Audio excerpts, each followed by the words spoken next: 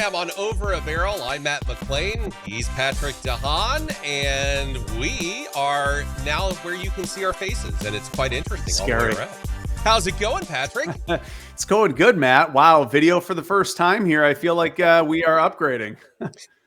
Upgrades are always a specialty of life. I mean, it doesn't matter if it's a software update, if it's a nice audio to video update. Not getting rid of all of our audio stuff, obviously, but we wanted to actually expand over. I like your chair, by the way. I feel like that big back is, it's like the king's chair. Right? Yeah. It makes me feel like I'm short, even though I'm 6'2". So that tells you I have a large chair, and it's quite comfortable because I edit video, and you've got that lumbar support in the back with like the little air thing that you can, it's just a very comfortable chair. So that's what's entertaining about it. But you know what? Make sure that if you are watching us for the first time, subscribe to the channel right here on our GasBuddy channel and other avenues that we are utilizing for this. And let us know your thoughts and questions that you might have, comments, feedback. Throw the comments down there. Exactly. Put it there. You can also get us online on X, formerly known as Twitter, on Facebook, all the other avenues there as well. And Patrick, you've got a little bit of a list there that you could go by on ways that they can get a hold of us. Email. Yeah, shoot us an email. Well, like I said, down in the comments, we'll take a look at those. But podcast@gasbuddy.com is our email address. So like Matt said, there's a lot of different ways you can get a hold of us. If you can't figure it out, just leave a comment. We'll check those out. Absolutely. Well, let's get right on into it. We've had so much happening over the last week. I feel like I have to say this every week now. There's so much going on in the world geopolitically, crude oil prices, economically.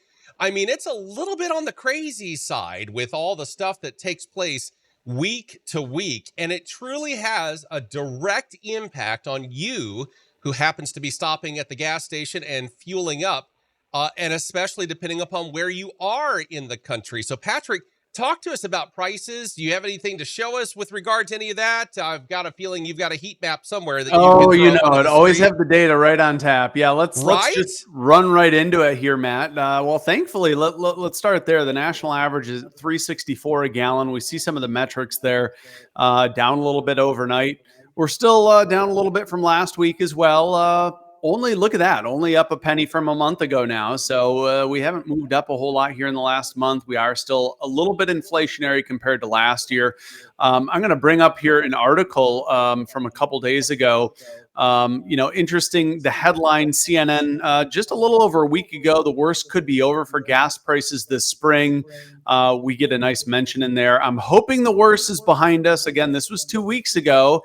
If we jog back here to this graphic that I'm going to quickly pull up, we'll see that over the last couple of weeks here, the national average, it's kind of elevated. Back in the article was late April, we were at about 367, and now we're just a little bit lower. So yeah, Matt, I think the good news is that for most areas, we're starting to see declines. Look at this list here. Well, Indiana, Ohio, Kentucky, these are all markets, Matt, we've talked about this, that engage in price cycling, a bit of a roller coaster ride. Those states all saw a price cycle in the last week. If I click through to Indiana, let's get a chart to see. You'll see that price cycle just happened, right? Prices jumped up a huge amount. If we zoom out and give people a little bit of information on Indiana, why that happens, well, here you can see every couple of weeks we tend to see those cycles. So that's the only reason that Indiana, Ohio, and Kentucky are up in the last week. But yeah, it's been a pretty good look at this. Look at all the declines here. Wow. Everything in blue is a decline. So everyone's down. Not everyone, but most areas are down in the last week. And I'm hopeful, Matt, that this is part of a trend, that CNN article, the worst may be behind us. The price of oil has been giving up a little bit of steam here. We're at about $78 a barrel. So let's cut to the chase, Matt. I think most areas are going to see gas prices that probably fall slightly here over the next, call it week or two, especially those areas, Indiana, Ohio, Kentucky. They just shot up. If you're in those areas, you'll see prices go down. And I think the West Coast, Matt, which has been really hard hit, is going to see even more relief. California, $5.30 a gallon today. Oregon, $4.43. Washington, $4.66. Nevada, all these areas that are red here, they should see some of the bigger declines here as we approach Memorial Day. So if you're ready to hit the road, the good news is I think prices are going to be slowly falling in most of those areas, especially in these West Coast areas, so long as there are no new refinery outages. $5.30 a gallon. For those who have listened to our podcast over the past couple of years, you've yet to see my facial expression at a price that high. Well, now you can. Oh my gosh, that is insane, to say the least. Wow. It just, And it's there's a hard for lot me of to wrap my mind questions around. too about why California has the highest gasoline prices. Now, keep in mind, Matt, there are things like the cap and trade program. There's a low carbon fuel standard in California. They have the nation's highest gasoline taxes, which, by the way, July 1st, California is going up another 2 cents a gallon for gasoline taxes. That's because of the pace of inflation. A lot of states are starting to do these July 1st and January 1st automatic adjustments. California is one of those states. It's certainly not alone. So just ahead of July 4, you may see some states that adjust their gasoline taxes. Like I said, a lot of those are now automatic. But I think over the next few weeks here ahead of Memorial Day, prices are going to keep dropping for most Americans. Well, I certainly hope that is the case, because I know I've certainly got holiday travel plans on top of all the other traveling that I do. So let's just, from a self-centered aspect, I certainly hope you are absolutely accurate. One thing that I do want to ask you, I can just almost hear a viewer right now asking this question. You've said it many times, but they may not know. Price cycling. What Yeah. is that for people that don't understand what that is? Well, Matt, let me pull up a graphic here real quick while I'm talking about this. This is Absolutely. something that we've watched in a lot of different areas over the last couple of decades. In fact, it's probably one of the reasons why I got to where I am today, just a vast interest in these markets. So let me share this tab here, and Okay. now it's a little busy, but here we go. So these are some of the areas in the Midwest that have this price cycling. Look at this. It's maddening. Now, Oh my if we just gosh. pull in a different area, let's just take El Paso, Texas. It's going to be cheaper. Um, well, even El Paso, look at that as price cycling. Do you The think more that's you becoming know. more of the norm around the It, country, it, it, or? it is spreading now. Look. Example. You used to live in Tampa. You probably wouldn't remember this, but even Tampa is an area that now price cycles. Look at that. Look at the green line up and down. All right, now let's try and find an area. All right, Wichita, Kansas. No, I think Kansas may even price cycle. No, not so. Wow, look at that. Very consistent. So at least there, you don't see prices cycle. Tucson, I don't think is an area where, well, yeah, look at that. So essentially, let's just throw the national average on here. So there, a little bit of an increase, but look at the noise from these price cycling areas. Detroit, we'll put all on essentially what price cycling is, Matt. Yeah, look at this. These It's are price so, cycling markets that just they it's go like, up and down at the same time. yeah, it's like it's, I don't want to say coordinated, but it certainly seems quite, um, it seems like it all happens all at the same exact time, no It, matter where. it, it really does. And by the way, if you're really curious about price cycling, a TV station, WTHR, did a really fascinating story that we were involved in on what this does, what exactly is happening here. It's a fascinating story. But if you are in an area where prices generally shoot up by 30, 40, even 50 cents a gallon every week or two, you're probably in an area that price cycles. And Matt, what it is it's just a really intense game where stations are basically hyper competing.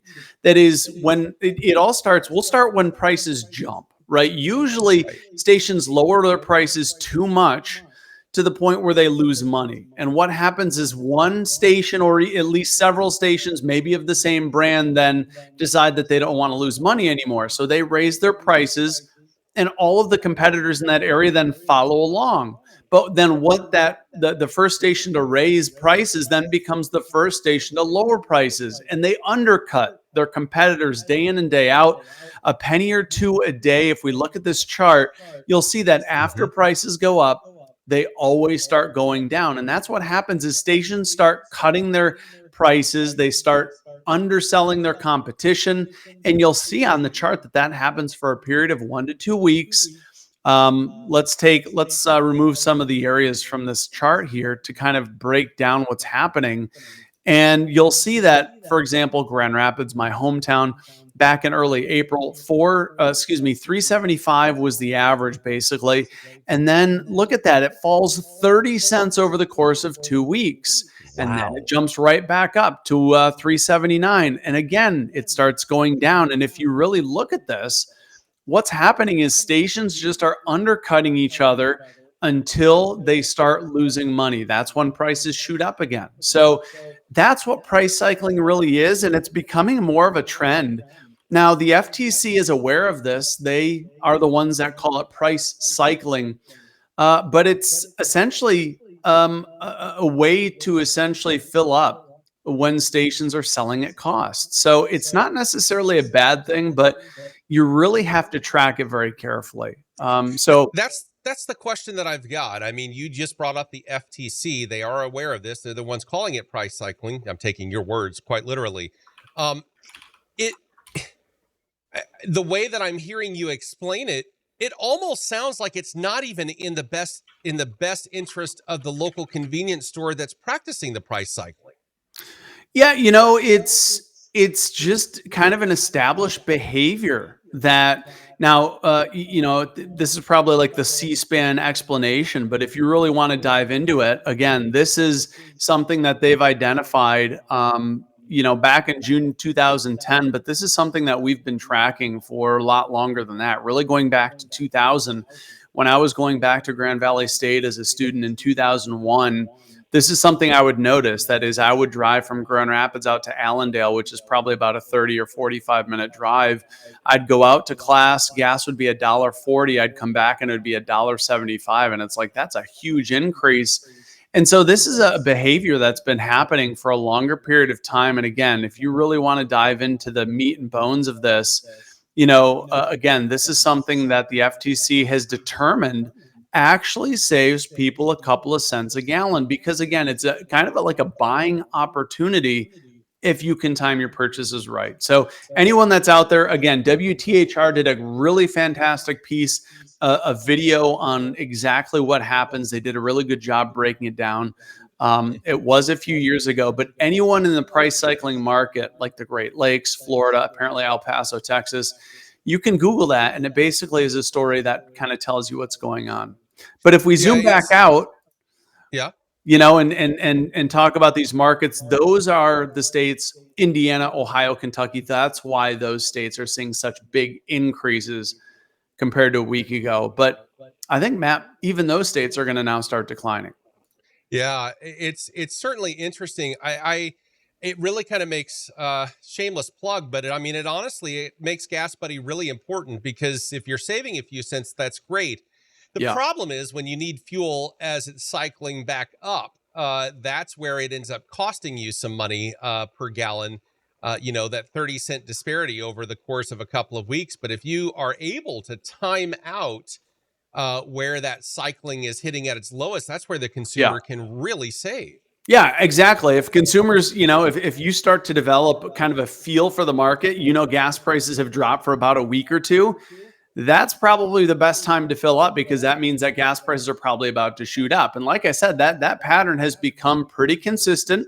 Now, in the spring, it can happen every 5 to 10 days. And in the fall, when things are steady, it probably happens more like every 1 to 3 weeks. So there are periods like COVID that it may not happen for 2 to 3 months.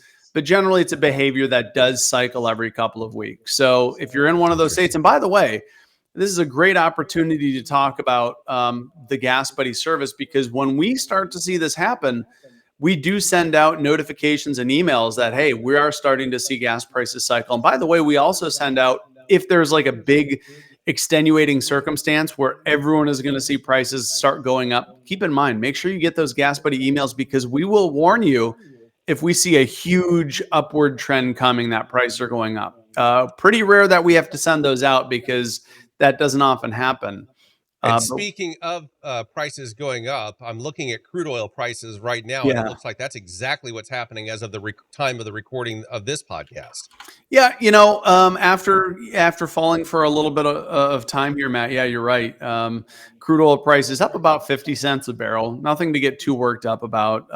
Oil prices still under that $80 a barrel mark. And for those who haven't been paying attention, the SPR had been announced that the SPR is starting to buy oil again for refill purposes. So some good news is that with oil prices below that $80 a barrel mark, the SPR is they're starting to look for more solicitations to refill it. So I'm looking at a headline from CNBC saying that oil is recovering on U.S. crude storage draw with a rise in China imports. That second part, that's the headline from CNBC.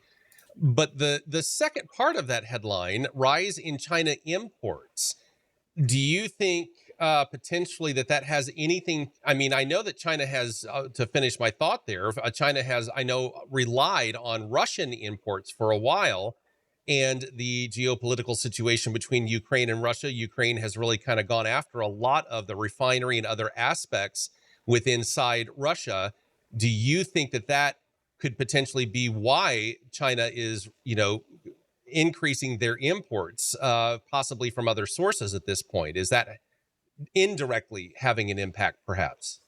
I can't really say it is. I mean, China's going to import oil. I mean, they have a lot of consumption there. They don't produce a whole lot of oil themselves, so they're going to have to import it. So it doesn't really matter where it comes from, so long as it's there. But China has long been an importer, as you mentioned, of Russian crude oil, because ever since Russia's war in Ukraine, a lot of countries have been putting sanctions on that oil. But China has been essentially getting a discount, right? Because Russia has found it difficult to sell their oil because of all the sanctions. So Russia's oil has been at a discount, and that's why China and countries like India have been buying more oil from them. But yeah, that not so much a factor right now in where prices are. OPEC is rumored to be extending their production cuts beyond the second quarter. That could have implications for gas prices a bit. But I think for now, Matt, all the news is really good. Maybe not really good, but good. Refinery maintenance is wrapping up. The Department of Energy's Energy Information Administration, that's kind of where we get a lot of our statistics.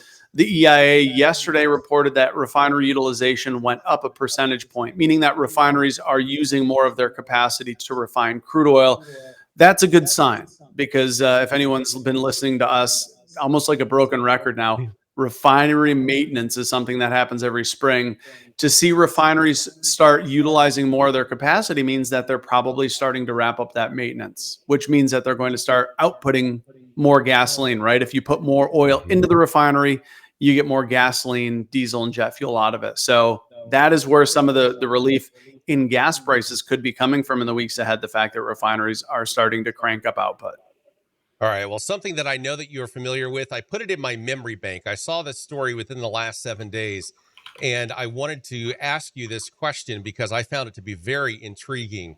Apparently, an individual that was in charge of one of our oil companies, perhaps maybe in a little bit of hot water, for allegedly trying to work with OPEC to control some prices. Are you familiar with this story at all?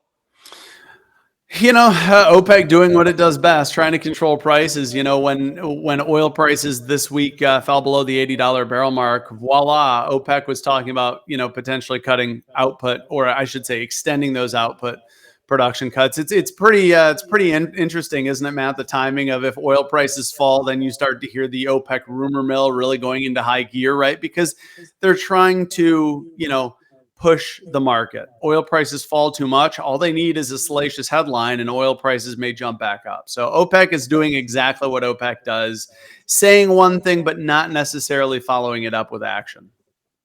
So the story that I am talking about is basically this individual, a CEO of an oil producer, was allegedly trying to collude with OPEC and its allies to inflate prices, according to federal regulators alleging last week, about a week ago. So that was the question mark that I had. In fact, I'm reading off of a CNN Yeah. article. Are you familiar with that? Yeah, the Pioneer CEO has been in hot water from the FTC. it's not. It's pretty salacious if it's true that a CEO that knows that politicians are looking to basically imagine the attorney generals of many states. Their mouth is just watering with the potential to go after an oil company CEO, and oil company CEOs know that they're under a lot of scrutiny. So it would be really egregious if an oil company CEO were actually to say these things. It's certainly not a good look. We'll have to see what comes of it, but the government's going to go after people that manipulate the market, and deservedly so. But let's see. I don't like judging a book by its cover. I know the government has an agenda out there to basically tell the American people, or kind of to show the American people, they want to play the fact that the oil industry is evil, and they want a villain that Americans can say it's your fault. But I'm not really sure if that's really what's going to come out. So we'll have to see. All right. Well, let's go ahead and one more thing very quickly. Where do you see prices going over the next several days across, however you wish to approach that, region to region or nationally? What are you seeing? Yeah, I think it's going to be pretty consistent, Matt. I think most states should continue to see gas prices slowly declining. These aren't going to be huge overnight drops, right? You're not going to wake up and the pump price is not going down a dime overnight. But I think that most areas, including especially the West Coast, there's going to be a lot more price relief. It's not impossible, Matt, that if everything goes well, by July 4, we could see California back under the $5 a gallon mark. Keep in mind, they also have that tax increase coming July 1st. So broad relief at the pump, good news for Memorial Day, but we're continuing to watch hurricane season, which also starts June 1st. And that could certainly impact gas prices in August and September. But let's stick with the good news for now. Well, if hurricane season is anything like the stormy tornado season of the upper Midwest, or the Midwest and the upper South over the past several days, let me tell you, we are definitely in for an interesting hurricane season. And I'm not just throwing that out into thin air. There's obviously predictions that are indicating this particular hurricane season is expected to be a big one. So let's hope it flails and nothing comes of it. But it definitely doesn't look like that for now. So knock on wood. But for those out there, we're going to be gearing up our fuel availability tracker. Keep in mind, back in 2017, it was a 1-2 punch with Harvey and Irma. We will be ready if there is something on the horizon. But let's hope there's not. All right. Well, that's gonna wrap it up here for Over a Barrel, our very first video podcast, if you will. Make sure that you subscribe to the channel and also make some comments. Let us know what you think. Any questions that you have.